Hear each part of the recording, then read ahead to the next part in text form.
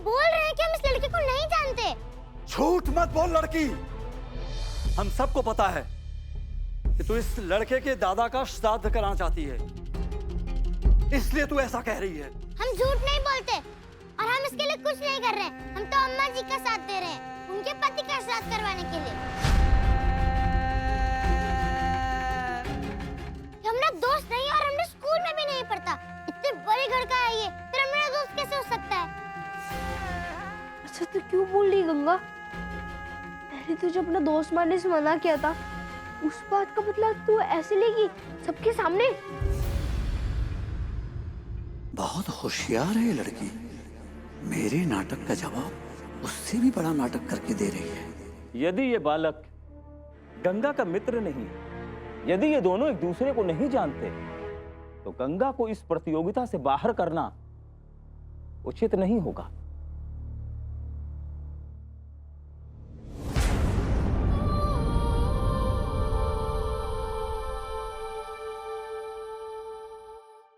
मैं तो तेरे लिए आया था गंगा, लेकिन तू मुझे ही नहीं पहचानती। गंगा छोड़ो।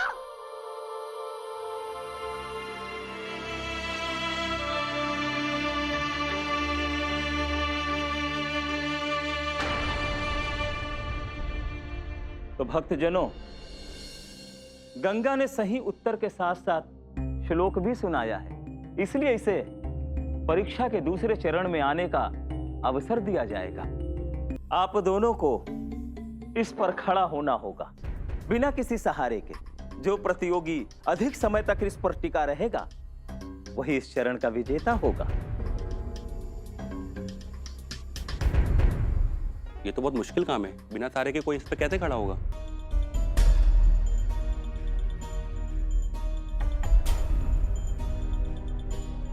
अरे गिर जाएगी लड़की, तू हार क्यों नहीं मान लेती?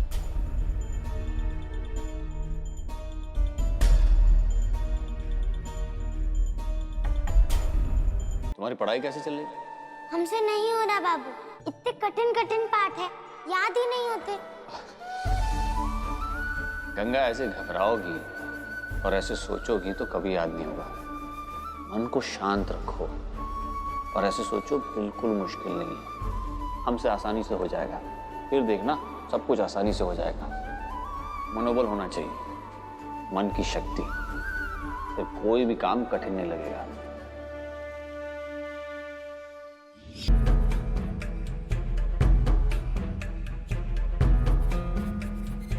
ये लड़की तो एकदम चट्टान की तरह खड़ी हुई है, चुपचाप, लेकिन कैसे?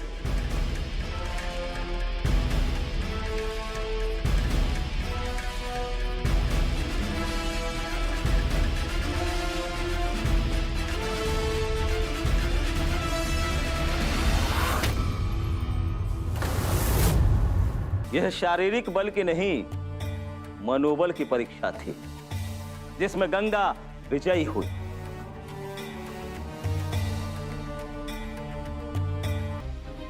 बालमोहन जी हार रहे हैं और आपके चेहरे पर मुस्कान, आपको चिंता नहीं हो रही है?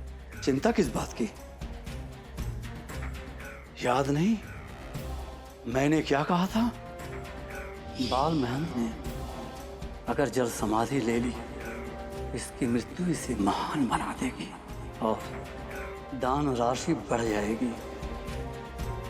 दान राशि हमारे ही खाते में आएगा ना। हारने दो बालमोहन जी को, लेने दो जल समाधि।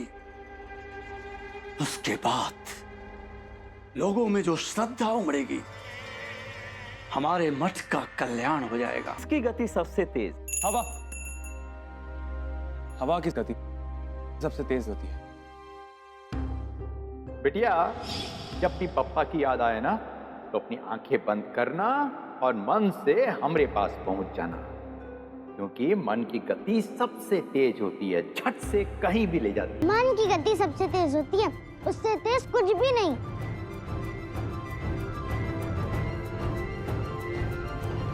गंगा ने सही उत्तर दिया। अंतिम प्रश्न, भगवान श्री कृष्ण को कौन से पुष्प चढ़ाए जाते हैं और कितने?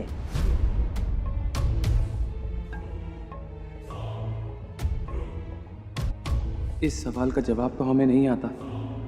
अब क्या होगा?